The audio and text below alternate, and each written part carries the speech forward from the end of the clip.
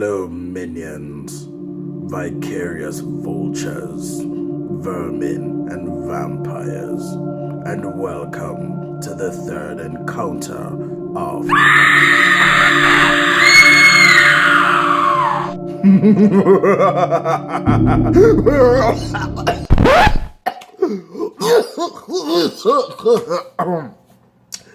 Oof, that is not good on the throat. Well, God, good morning, good evening, and good night. It is episode 3 of Dude, it's not that hard. The show where we make things simple for you. Now, as my wonderful introduction stated, we're gonna be discussing antagonists today. Or villains, whichever you choose to prefer. Last episode, we discussed the protagonist. Now, every good story that has a good protagonist needs a good antagonist. Now, what, pray tell, is an antagonist, I hear you asking? Well, an antagonist is the opposing force of the protagonist. Usually, if you have a hero in your story, the antagonist is your villain. They are the opposing force of your story. If the protagonist drives the story forward, the antagonists are all the forces that get in their way.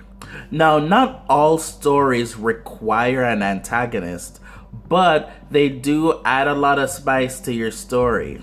The cool thing about antagonists is they don't have to follow the rules that the protagonist generally has to follow in a story. And so this gives you the freedom to do anything you want with the antagonist. However, like with any story, there are some basic rules that you want to follow to make your antagonist as interesting as possible. An antagonist doesn't have to be a person. It can be a force of nature or just anything that gets into the character's way. It can be an element that forces the protagonist to rethink themselves and their journey. In the movie Black Panther, what makes Killmonger such a great villain isn't that he is such a great force against T'Challa, but he forces T'Challa to rethink what makes Wakanda so great a country. He forces T'Challa to rethink what makes a good Wakandan king. And he forces T'Challa to rethink what is Wakanda's role in the world around it. Now, like a good protagonist, a good antagonist or villain can go through their own character arc. Usually, they go through a negative character arc. Sometimes a villain may start off good in the beginning of their story, but end up evil. Say for example, like Anakin Skywalker from Star Wars. He starts off as a hero training to be a Jedi. I love sand! But through the shaping of the world around him and through tragedy, he becomes the villain Darth Vader. I hate sand. Moving one spectrum over, we have our flat arc. Now, a flat arc is, as you would expect, the villain stays the same throughout the story, or in this case, the antagonist. An example of this is really any typical villain in pretty much most stories. In this case, I'll be using the antagonist from the movie Bring It On. The character played by Gabrielle Union stays the same throughout the story. However, because she is so much better than the other cheerleading character played by Kirsten Dunst, it forces Kirsten to then improve herself throughout the story. So, because Gabrielle Union has this flat story arc, it forces Kirsten Dunst to change herself, change her cheerleading tactics, and eventually win the cheerleading tournament. Now, I know you're going to ask, but what about positive arcs? Can an antagonist have a positive character arc? Well, duh. Of course a character can have a positive character arc. In the show, The Legend of the Avatar, Zuko is the villain or the antagonist that tries to stop Aang. Now, Zuko is the son of the Fire Chief, and he is the villain because he's trying to stop Aang from achieving his goal of becoming the Avatar. However, as Zuko progresses through the story, he learns the story of the Avatar. He learns through his uncle Iroh to forgive himself, and he becomes a better character for it.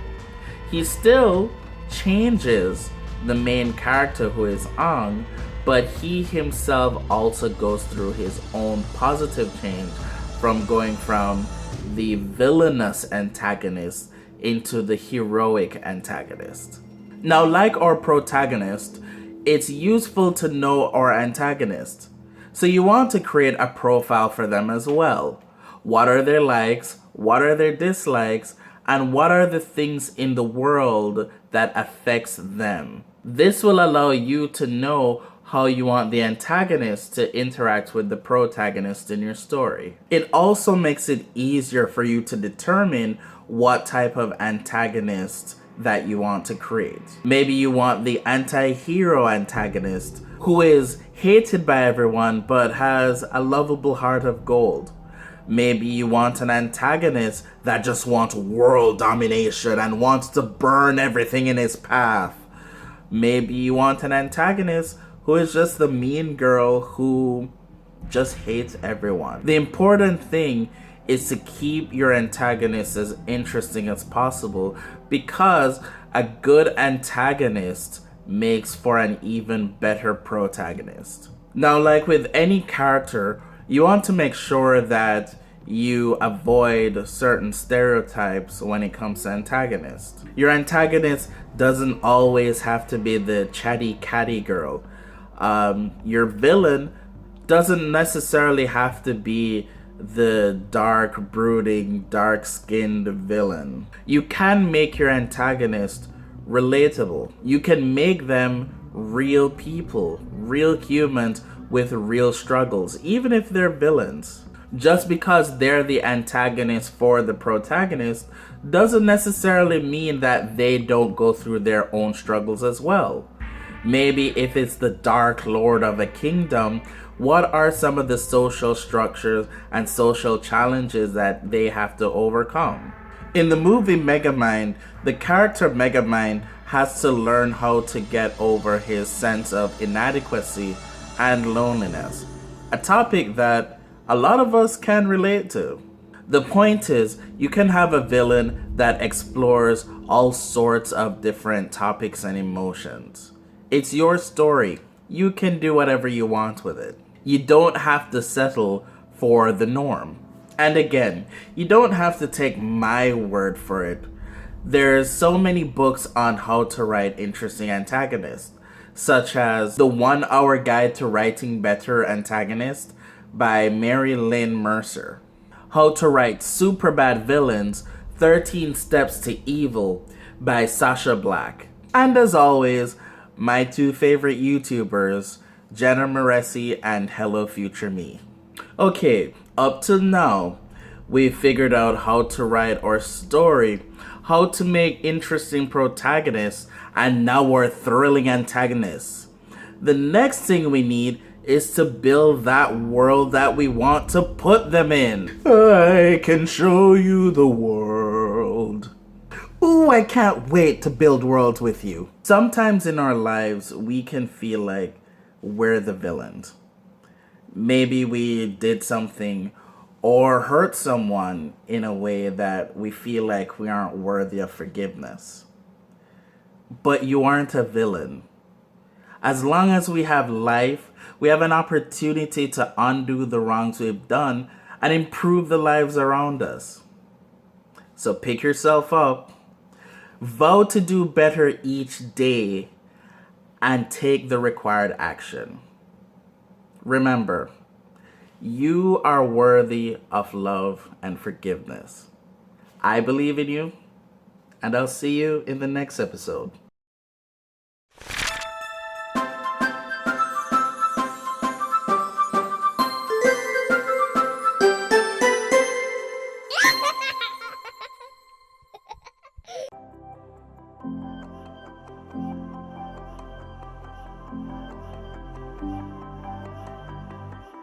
Hi, I'm Honolulu, and I'm a teen volunteer for the Austin Public Library. Children of Blood and Bone by Tomi Adeyemi is a fantasy novel that details a rich and well-built world that is based off of West African culture.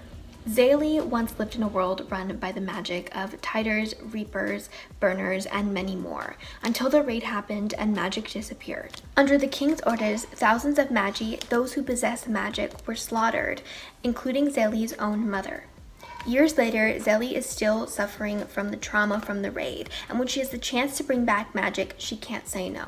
She sets off on an action-packed and complicated journey with her brother and a rogue princess. Not far behind, the crown prince stalks them, driven by his own fear of magic, his conflicting feelings for Zélie, and the hate that his father has ground into him. Saba Tahir fans would enjoy Children of Blood and Bone because they have the same writing style, but also the same quest/journey narrative. Furthermore, if you enjoy world-driven fantasy, then you will love Children of Blood and Bone because one of the best parts of the book was exploring the wonderful and complex world that Adeyemi has built. I will say, some of the choices and decisions of the characters were frustrating, especially towards the end of the book, but overall, this was a fantastic read. I would recommend this to basically anyone, but especially if you enjoy YA fantasy or are looking for more diverse recommendations, specifically Black authors to read. Thank you so much for listening and happy reading.